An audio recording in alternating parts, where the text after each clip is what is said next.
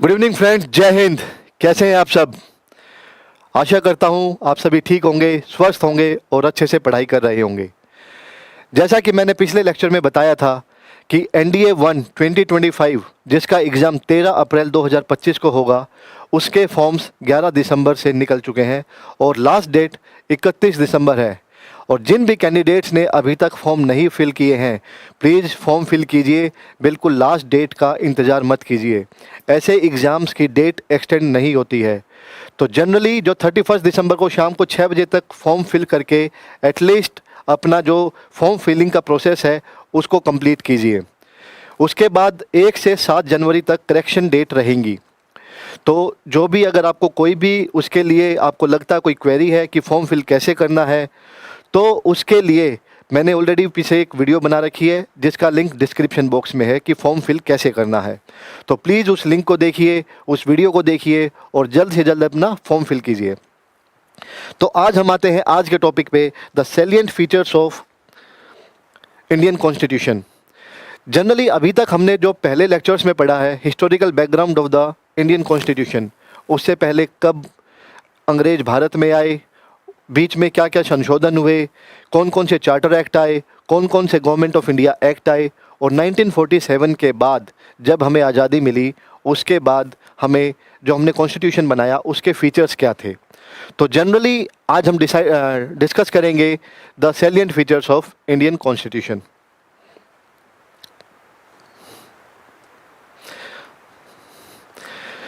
Generally जो सबसे पहला पॉइंट है, इट इज़ द लेंथिएस्ट कॉन्स्टिट्यूशन। जो रिटन कॉन्स्टिट्यूशन है हमारा, वो सबसे बड़ा और सबसे हैवी है अगर हम पेजेस में और एक वॉल्यूम में बात करें। जैसा कि रिटन कॉन्स्टिट्यूशन अमेरिका का है और ब्रिटिश का जो ब्रिटेन का अनरिटन कॉन्स्टिट्यूशन है। अब अनरिटन से ये मतलब नहीं है कि उन्होंने कोई लॉ लिखा ही नहीं है, उनका कोई कॉन्स्टिट्यूशन ही नहीं है। इट मीन्स उनके लॉज जो हैं, उनका जो कॉन्स्टिट्यूशन है दैट इज़ वेरी फ्लेक्सिबल। वो जनरली जो बेस्ड ऑन ओल्ड ट्रेडिशंस या कस्टम्स या पुरानी जजमेंट्स, उनमें वो धीरे इजीली बदलाव करके नया डिसीजन ले लेते हैं।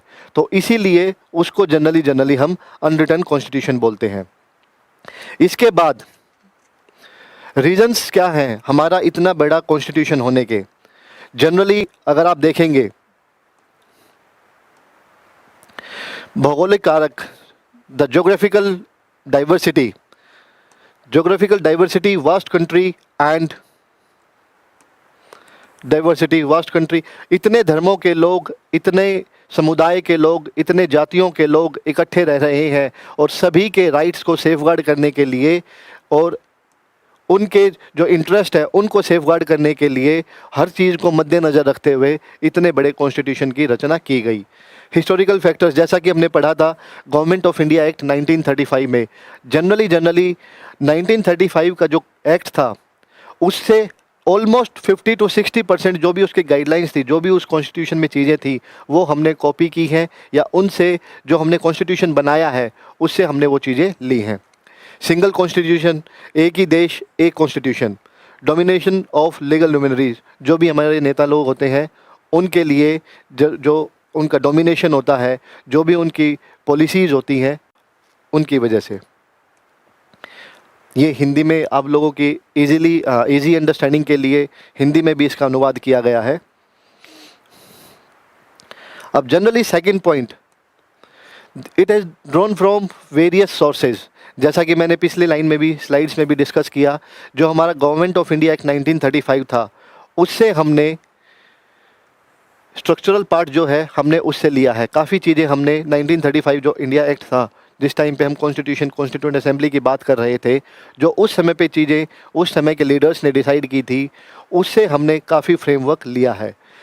फिलोसॉफिकल पार्ट जिसमें फंडामेंटल राइट्स हो गए जो हमने अमेरिका से लिए हैं, DPSP डायरेक्टिव प्रिंसिपल्स और स्टेट पॉलिसी जो हमने आयरलैंड से लिए हैं, एंड काफ़ी ऐसी चीज़ें हैं जो पॉलिटिकल चीज़ें हैं जो पार्लियामेंट्री फॉर्म ऑफ गवर्नमेंट है वो ब्रिटेन से लिया है।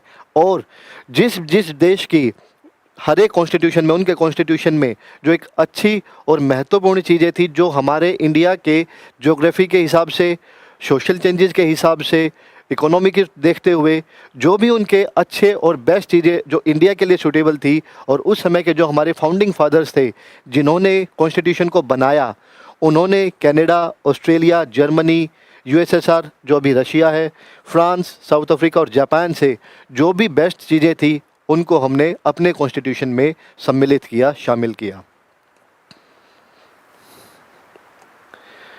Important sources of Indian constitution जो मैंने आपको बताया कि हमने जो हमारा 1935 है उससे काफ़ी चीज़ें ली हैं। ब्रिटिश कॉन्स्टिट्यूशन से, संविधान से हमने parliamentary form of government, rule of law, legislative procedure, single citizenship. अब जनरली आप देखेंगे सिंगल सिटीजनशिप, अनलाइक अमेरिका, जैसे अमेरिका में आपकी एक अमेरिका की सिटीजनशिप होती है और एक आपकी जिस स्टेट में आप रह रहे हैं उसकी सिटीजनशिप होती है। तो हमने ब्रिटेन से single citizenship, bicameralism, union cabinet के लेवल पे, यूनियन लॉ के लेवल पे हमने जैसे लोकसभा, राज्यसभा, ड्यूअल गवर्नमेंट, उसका कंसेप्ट हमने ब्रिटेन से लिया है। यूएस से हम ऑलरेडी बता चुके हैं, फंडामेंटल राइट्स हैं, जुडिशियल रिव्यू है, ये सारी चीज़ें।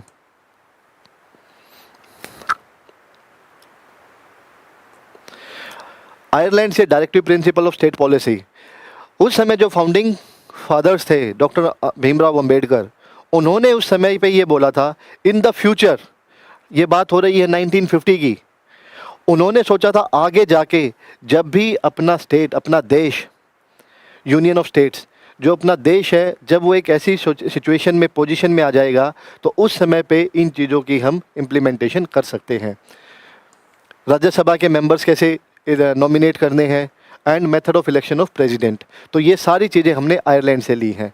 एंड जनरली ये सारी चीज़ें आपको जनरली एक बेसिक तौर पे पता होनी चाहिए, क्योंकि ये हर टाइप के एग्ज़ाम्स में जनरली ये क्वेश्चंस मैच द फॉलोइंग या आपका स्टेटमेंट बेस्ड क्वेश्चंस आ सकते हैं कि हमने किससे, कौन से कंट्री से अपने कॉन्स्टिट्यूशन के लिए क्या क्या चीज़ें ली हैं। अब फंडामेंटल राइट्स कहाँ से लिए हैं, सिंगल सिटीजनशिप कहाँ से ली है, डीपीएसपी कहाँ से लिए हैं। नेक्स्ट आता है Canadian constitution, federation with a strong centre. जैसे हम देखते हैं अपना जो यूनियन मिनिस्ट्री है, यूनियन कैबिनेट है, वो सारा कंसेप्ट हमने कनाडा से लिया है। Appointment of state governors by the centre, generally हम भी अपने देश में देखते हैं जो भी स्टेट के गवर्नर्स, राज्यपाल की जो अपॉइंटमेंट होती है उसका डिसीजन सेंटर से आता है।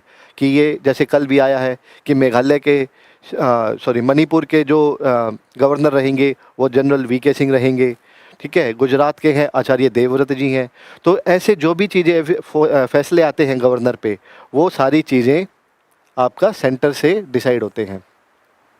Advisory jurisdiction of the supreme court, वो सुप्रीम कोर्ट के क्या फंक्शंस हैं। देन आता है ऑस्ट्रेलियन कॉन्स्टिट्यूशन, जिसमें आपकी कंकरेंट लिस्ट, जैसे हमने उस टाइम कॉन्स्टिट्यूशन में पढ़ा था कि state list, centre list and concurrent list. State list जो आपकी स्टेट गवर्नमेंट होती है उस पे उनका अधिकार है, वो किन किन चीज़ों पे फैसले ले सकती है।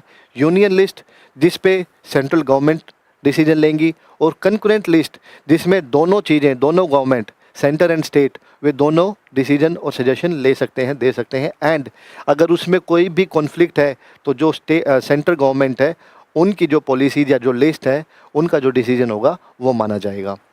Freedom of trade, commerce and joint sitting of the ministers.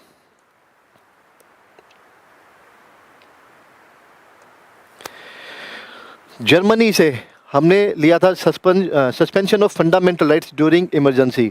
जिस तरह इंडिया में 3 तरह की इमरजेंसी है, आर्टिकल 352, 356 एंड 360, वो हम आगे डिस्कस करेंगे। फंडामेंटल राइट्स का सस्पेंशन होना, उस समय पे सारी चीज़ें सेंट्रल गवर्नमेंट के पास और यूनियन मिनिस्ट्री के पास आ जाएंगी। ये suspension of fundamental rights emergency के क्यों हैं। और जर्मनी में उस समय पे जैसे हमने देखा कि जो सेकेंड वर्ल्ड वॉर हुआ था, हिटलर जी ये कंसेप्ट लेके आए थे कि उन्होंने सेकेंड वर्ल्ड वॉर के टाइम पे सारे जो फंडामेंटल राइट्स थे वो सस्पेंड करके अपने हाथों में ले लिए थे। लेकिन उससे क्या है, सेफ गार्ड हो जाती हैं चीज़ें, बिकॉज जो पावर्स हैं वो आपके यूनियन लेवल पे आ जाती हैं। स्टेट्स उस समय पे कोई ऐसा डिसीजन नहीं ले सकता, बिकॉज इमरजेंसी के टाइम पे 1 पॉइंट रूल होता है। Russia, fundamental duties and the ideal of justice, social, economic and political justice, जो हमने प्रीएम्बल में भी पढ़ा है। French constitution, Republic and ideals of liberty, equality and fraternity, भाईचारा, जो हम प्रीएम्बल में भी देखते हैं। साउथ अफ्रीकन कॉन्स्टिट्यूशन से हमने लिया है आपका election of members of Rajya Sabha and procedure of the amendment. तो नॉमिनेशन कैसे होगा राज्यसभा के मेंबर्स का, एंड उसके बाद जापानीज से हमने लिया है the law established by.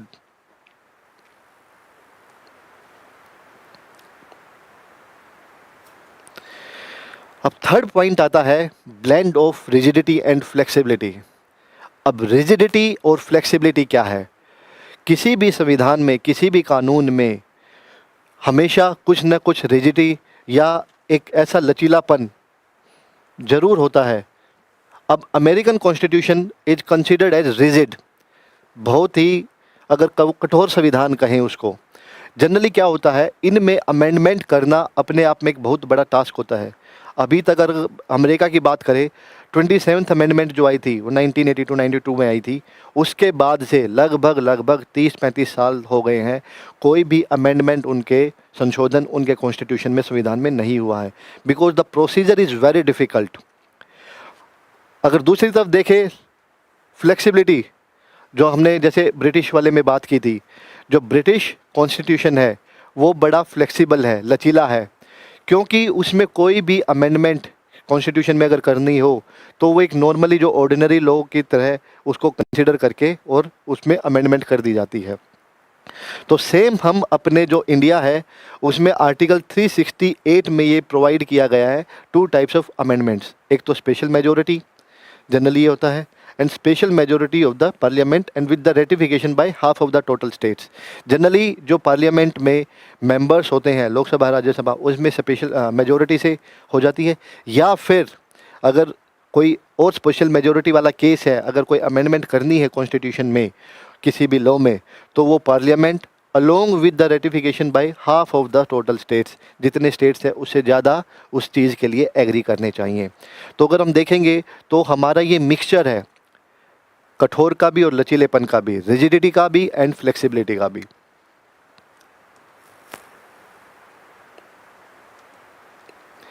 Federal system with unitary bias.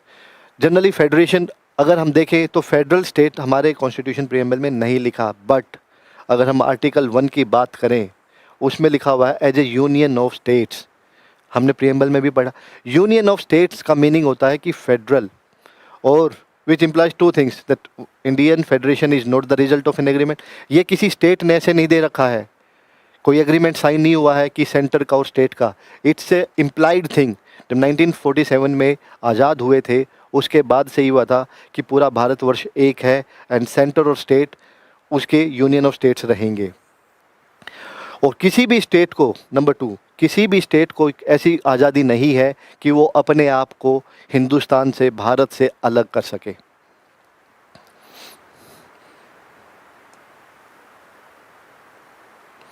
Parliamentary form of government. अब जनरली जो हमने ये कंसेप्ट लिया है parliamentary form of government Britain से, अब इसमें क्या होता है, presence of nominal and real executive. Nominal जैसा कि हमारे सेंट्रल लेवल पे प्रेसिडेंट होते हैं, because he is nominative, elect होते हैं, लेकिन उनकी पावर्स एक नॉमिनेटेड कैंडिडेट की तरह होती है। और जो रियल एग्जीक्यूटिव है वो हमारे जैसे प्राइम मिनिस्टर है। तो prime minister is the real executive, क्योंकि वो he is elected by the people, and उसके बाद सारी पावर्स, वो सारी चीज़ें जनरली रियल एग्जीक्यूटिव के पास होती हैं। मेजोरिटी पार्टी रूल, जैसा कि हम इलेक्शंस में देखते हैं, लोकसभा के इलेक्शंस में कोई भी पार्टी है, वो जो भी पार्टी 273 प्लस वोट्स लेके आ जाती हैं लोकसभा में, उसकी मेजोरिटी हो जाती है एंड वो पार्टी आपके सेंटर में आ जाती है। Collective responsibility of the executive to the legislature. Membership of the ministers in the legislature. जो भी हमारे मिनिस्टर्स होते हैं उनकी अलग अलग मेंबरशिप भी होती है, वो मिनिस्टर्स भी आते हैं एंड वो एक पर्टिकुलर एरिया को रिप्रेजेंट भी करते हैं। Leadership of the prime minister और the chief minister. Prime minister आपके सेंटर पे हो गए एंड चीफ मिनिस्टर आपके स्टेट लेवल पे हो गए। Dissolution of the lower house. अब जैसे कि लोकसभा एंड राज्यसभा होती हैं, जो लोकसभा है जब इलेक्शंस आते हैं, इलेक्शन अनाउंस होने के बाद 5 साल में लोकसभा डिसॉल्व हो जाती है, यानी कि परमानेंट जो हाउस है वो आपका राज्यसभा है।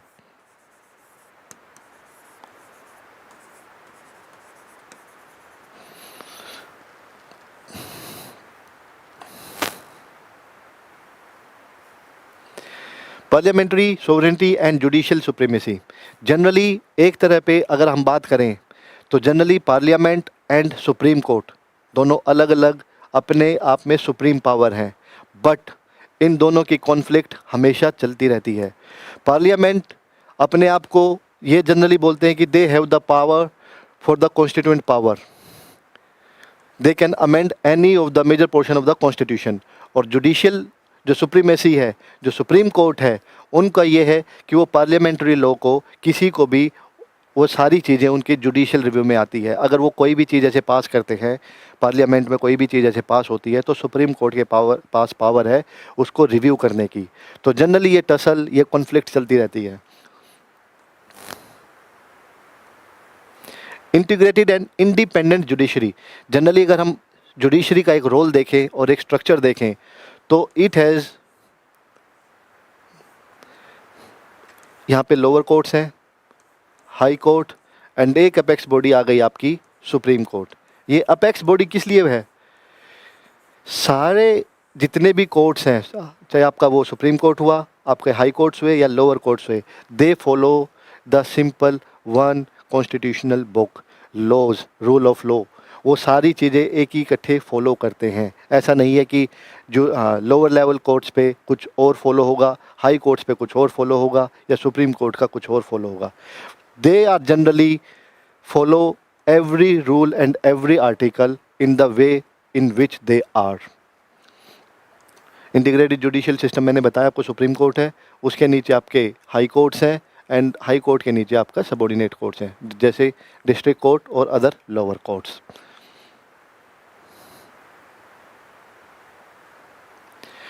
फंडामेंटल राइट्स, जैसा कि आप सभी जानते हैं, पॉलिटी में सबसे मेजर रोल, बड़ा रोल आपका फंडामेंटल राइट्स का है।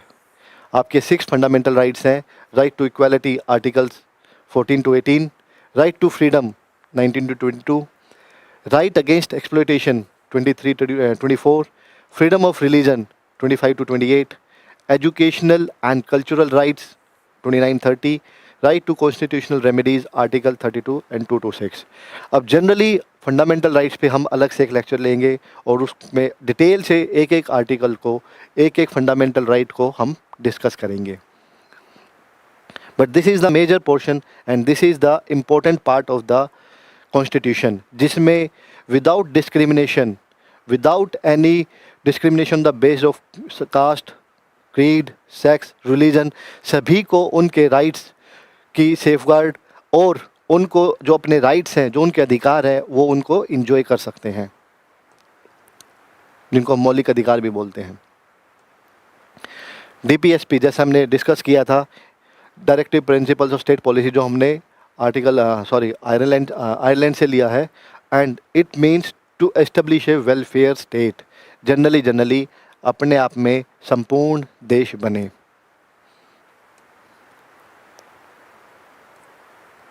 फंडामेंटल ड्यूटीज़, ये आपके 42nd अमेंडमेंट जो एक्ट था 1976, अब ये एक्ट्स आपको याद करने ज़रूरी हैं कि कौन सी जो इम्पोर्टेंट अमेंडमेंट्स आई हैं, किस ईयर में आई है और उनकी इम्प्लीकेशंस क्या थी, और उससे रिलेटेड कोई रोल हो या किसी चीज़ में कोई उनका इम्पैक्ट रहा हो, तो वो सारी चीज़ें आपको याद रखनी पड़ेंगी।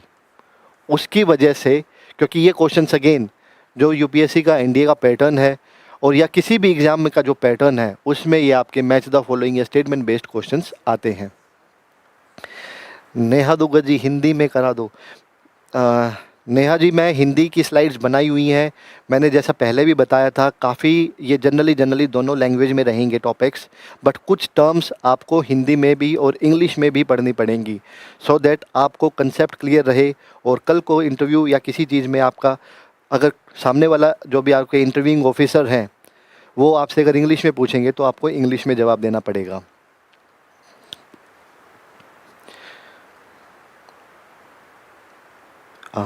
इसमें एक पॉइंट और बताना चाहूँगा डीपीएसपी में, जो directive principles of state policy है, राज्य के नीति निर्देशक सिद्धांत। इसमें जनरली एक केस हुआ था, मिनर्वा मिल्स केस।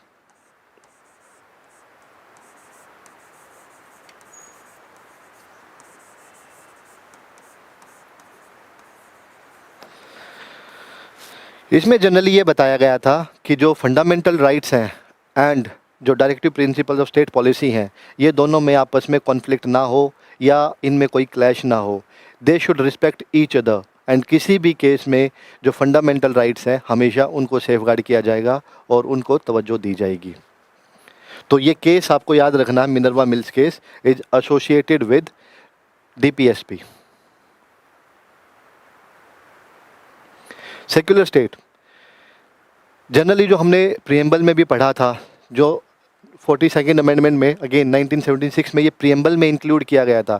जब हमारा संविधान बना था उस समय पे इसका इस वर्ड का जिक्र नहीं था, लेकिन 42nd कॉन्स्टिट्यूशन अमेंडमेंट में 1976 में इस वर्ड को ऐड किया गया।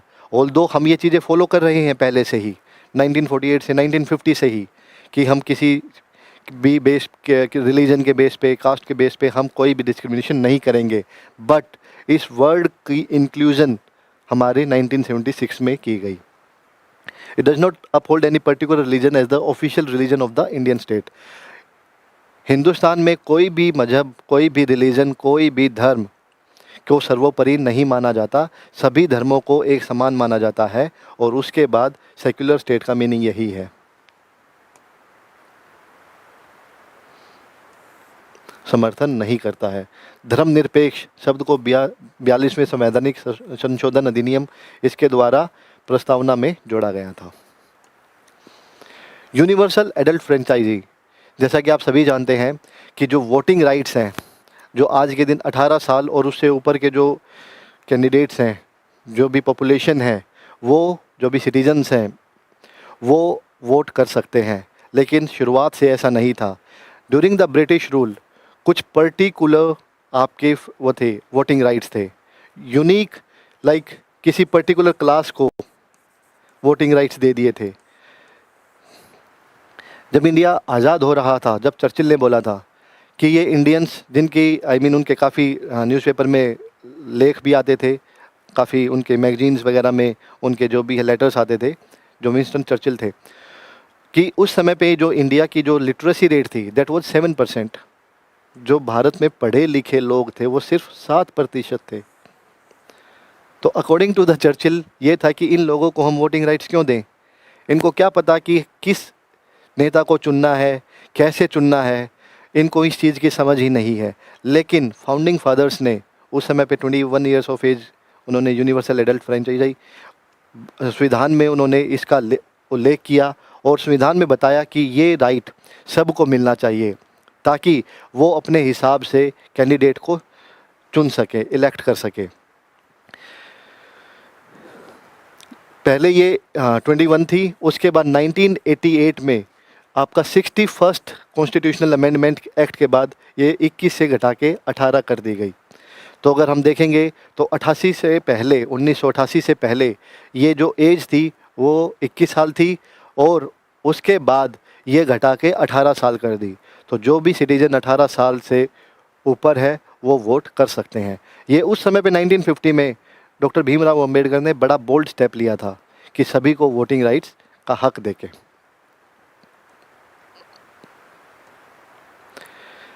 सिंगल सिटीजनशिप, एकल नागरिकता। अब जनरली इंडिया में आपका एक सिंगल सिटीजनशिप का कंसेप्ट है, अनलाइक अमेरिका। जैसे हमने अमेरिका का पढ़ा कि अमेरिका में जिस स्टेट में वो रहते हैं एक उसकी सिटीजनशिप है और एक अमेरिका की है, तो उनके पास 2 सिटीजनशिप है। लेकिन इंडिया में वी आर इंडियंस, सिर्फ एक सिटीजनशिप है और कोई भी इंसान किसी भी शहर, किसी भी स्टेट में जाके रह सकता है, काम कर सकता है और he will be considered and he is considered as Indian only। उसके बाद काफ़ी इंडिपेंडेंट बॉडीज़ हैं, जैसे कि इलेक्शन कमीशन जो आपके फ्री एंड फेयर इलेक्शंस को इंश्योर करते हैं। जो हमारे स्टेट के या फिर सेंटर के इलेक्शंस होते हैं उनको करने के लिए इंडिपेंडेंट बॉडीज़ को हमने नॉमिनेट किया हुआ है, उनको इलेक्ट किया हुआ है। ये इंडिपेंडेंट बॉडीज़ हैं, दे directly come under the president और ये इंश्योर करती हैं कि जो भी हमारी पॉलिसीज़ हैं, जो भी इलेक्शंस हैं या कोई भी उनको काम दिया गया है, उनका जो वर्क कल्चर है that should be independent and without any pressure. CAG, Comptroller and Auditor General of India, to audit the accounts of the central and state government. जो भी खर्चे होते हैं, ठीक है, public accounts committee and all, they are authorised to check and regulate, कि उनको audit करके कि उसमें कोई धोखाधड़ी या कोई ऐसी चीज़ नहीं है, एक ट्रांसपेरेंसी है। UPSC, union public service commission, आप सभी जानते हैं, जिसके अंडर में काफ़ी एग्ज़ाम्स होते हैं, जैसे ऑल इंडिया सर्विसेज हैं, हायर सेंट्रल सर्विसेज हैं, आपका इवन एनडीए, सीडीएस, ये सारे एग्ज़ाम्स आपके यूपीएससी कंडक्ट करवाती हैं। स्टेट पब्लिक सर्विस कमीशन, हर एक स्टेट का अपना एक पब्लिक सर्विस कमीशन है, जिसके तहत जैसे हम सेंट्रल में यूपीएससी है, ऐसे ही स्टेट में स्टेट पीसीएससी है। To conduct the examination for recruitment to state services and to advise the governor on disciplinary matters.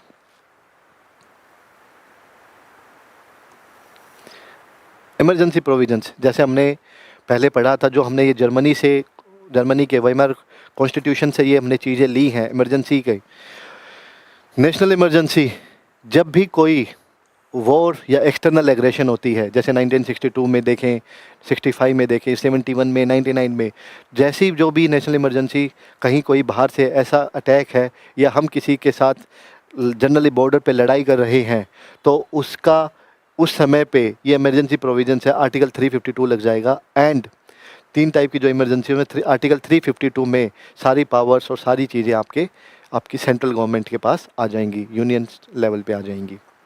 State emergency, ये आपका प्रेसिडेंट्स रूल है, इस बात को याद रखना, ये आपका प्रेसिडेंट रूल हो जाता है, जो आपका आर्टिकल 356 में, to failure to comply with the direction of the centre.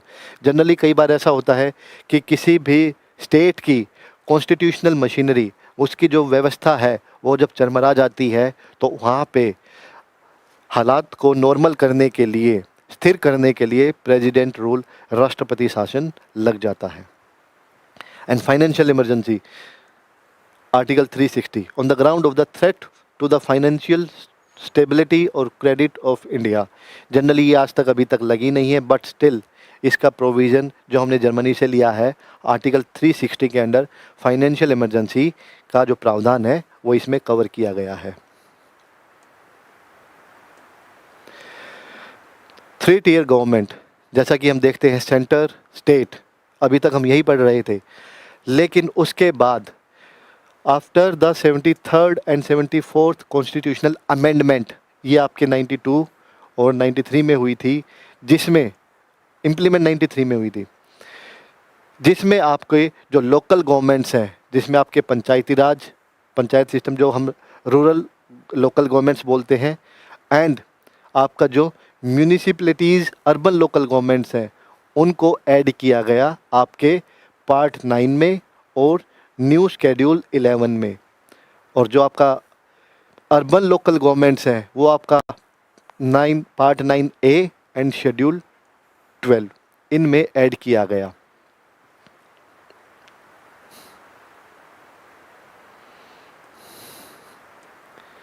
Cooperative societies, अभी हमने पढ़ा था 73rd एंड 74th अमेंडमेंट, जो 92 में आए थे, जिसमें आपका पंचायती राज एंड अर्बन लोकल गवर्नमेंट आई थी। उसके बाद 97th कॉन्स्टिट्यूशनल अमेंडमेंट आई 2011 में, और उसके पार्ट 9B में, जो हमने पहले पढ़ा था, that was part 9 and part 9A, और ये आया पार्ट 9B, जिसमें आपकी जो कोऑपरेटिव सोसाइटीज़ हैं, उनको एक डेमोक्रेटिक और professional and autonomous economically sound manner में काम करने के लिए इस चीज़ को आपके अमेंडमेंट के बाद इसको कॉन्स्टिट्यूशन में ऐड किया गया। अब जनरली कोई भी प्रोविज़न या कोई भी अमेंडमेंट होती है, तो उसके लिए हम पार्लियामेंट में अमेंडमेंट के लिए प्रस्ताव रखते हैं, और वो सारी मेजॉरिटी, और उसके बाद वो पास हो जाता है, और उसके बाद कॉन्स्टिट्यूशनल में उसकी एडिशन हो जाती है।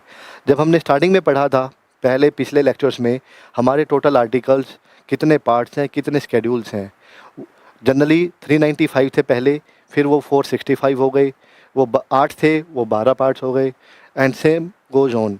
लेकिन कोई भी अमेंडमेंट है, हम उसमें अल्फ़ा ब्रावो चार्ली करके ABC करके उनमें ऐड करते जाते हैं, लेकिन जो एक्चुअल में जो नंबर्स हैं वो वैसे ही रहते हैं। अगर आर्टिकल 395 है, बोलने को 465 हो गए हैं, लेकिन उनको हम जैसे पहले वन आर्टिकल 1 था, तो बाद में अमेंड होके 1A हो गया, 1B हो गया, तो ऐसे ही चलते रहते हैं।